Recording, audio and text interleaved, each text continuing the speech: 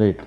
సరే, ఆ అంశం పక్కన పెడితే తిరిగి గడిచిన 5 ఏళ్లలో జగన్మోహన్ రెడ్డి గారి ప్రభుత్వంలో జరిగిన అరాచకాలు, దౌర్జన్యాలు, కరప్ట్ యాక్టివిటీస్, వీటన్నిటి మీద ఏంటంటే ఇప్పుడిప్పుడే కొంత ప్రోగ్రెస్ కనిపిస్తుంది. అంటే మీ ప్రభుత్వం అడ్రస్ చేసే విషయంలో ఇన్నాళ్ళు చేయలేదు అంటూ వచ్చారు. బట్ 1 by 1 ఒకటొకటి బ్రేక్ చేసుకుంటూ వస్తున్నారు. దాంతో కొంచెం ఆయన ఆ కంగారులో దాన్ని ఓవర్కమ్ చేయడం కోసం అన్నట్టు ఇప్పుడు ఒక ఉద్యమం మొదలెట్టారు. ఈ సూపర్ 6లో మీరు ఫెయిల్ అయిపోయారు అండ్ మీరు ఏ ఒక్కటి మీరు ఇచ్చిన హామీలను అమలు చేయలేకపోతున్నారు, నెలకు అంశం తీసుకొని ఒక నెలంతా నడిపించేసి డైవర్షన్ పాలిటిక్స్ చేస్తున్నారు అంటూ ఆయన మొదలెట్టారు. అండ్ రేపు సంక్రాంతి తర్వాత నుంచి జనంలోకి వస్తారట. ఇలాంటి బుద్ధి కనుక, ఇలాంటి ఆలోచన కనుక గత 5 ఏళ్ళు ఉంటే ప్రాబ్లం ఉండేది కాదు కదా. ప్రజలకు బాగు జరగాలనేది నువ్వేదో తాడేపల్లి ప్యాలెస్లో ఇంట్లో కూర్చొని బయటకు వస్తేమో చుట్టూతా తెరలు కట్టి జనాలు ఎవరు రానియకుండా పోలీసులు పహరాతోట పెట్టి ఎవరైనా ఎదురు వస్తుంటే వాళ్ళని కాదని అంతది కూడా ఆయన కందుకూరు రామాయపట్నం పోటీకి వస్తే మళ్ళా శంకుస్థాపన చేయడానికి మేము ఎస్పీని వాళ్ళని అడిగాము, మమ్మల్ని పోనివ్వండి, మేమేమి గొడవ చేయము, మేము ఒక మాజర్ పిటిషన్ ఇస్తామంటే they didn't even allow us, మమ్మల్ని హౌస్ అరెస్ట్ చేశారు. సో ఆయన ఆలోచన మరి ఇన్నాళ్ళకైనా ప్రజలనే వాళ్ళు ఉన్నారనే ఆలోచన ఇస్తే మంచిదే, దాని గురించి ఎవరు సెకండ్ ఒపీనియన్ లేదు. కానీ మీరు మొదట అన్నమాట ఇన్నాళ్ళకైనా మొదలుపెట్టారు చేయటం అనేది, నేను ఒకటి మాత్రం చెప్తున్నాను, ఒక పార్టీ మనిషిగా నేను చాలా బాధపడ్డాను.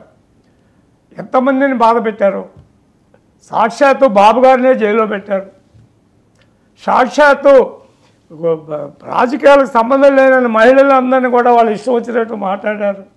రాజకీయాలకు సంబంధం లేని మనుషుల మీద కూడా దండయాత్రలు చేశారు. వాళ్ళ యొక్క ఆస్తులు మాన ప్రాణాలన్నీ కూడా కొలగొట్టారు. మరి వాళ్ళ మీద యాక్షన్ తీసుకోవాలని మేము అందరం కోరుకుంటాము. తీసుకుంటారా లేదనేది బాబు గారు మాకు కష్టమే, అది తీసుకోకపోతే తీసుకోవాల్సిందే. అది రెడ్ బుక్లో రాసి ఉండి even without red book also అందరికీ తెలుసు ఏం చేశారని. వాడు ఆ కొడాలి నాననే మనిషి, అదొక మనిషి కూడా కాదు, అతను ఒక మృగం. అది అలాంటి వాడు ఇష్టం వచ్చినట్టు నోటు తెరిస్తే కంపే కదా.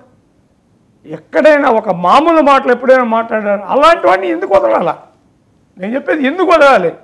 వాడు వంశీ అని అతను, ఆయన వలవలేని వంశీ. అట్లాగే ఎంతోమంది, నేనేమో వాళ్ళిద్దరు పేర్లు ఎందుకంటే రోజు కనిపించే పేర్లు కనుక మేము మాటలు చెప్తున్నాం. వీళ్ళందరూ కూడా యాక్షన్ తీసుకొని తీరాల్సిందే. అయితే బాబు గారు చెప్పారు, మేము ఎవరిని వదిలిపెట్టాము, బట్ లా ప్రకారం సిస్టము చట్టబద్ధంగా చేస్తామని చెప్పారు. దానికి మేము వెయిట్ చేస్తున్నాము. చేసి తీరాల్సిందే, జరగాల్సిందే, వాళ్ళకి తగు శాస్తి జరగాల్సిందే.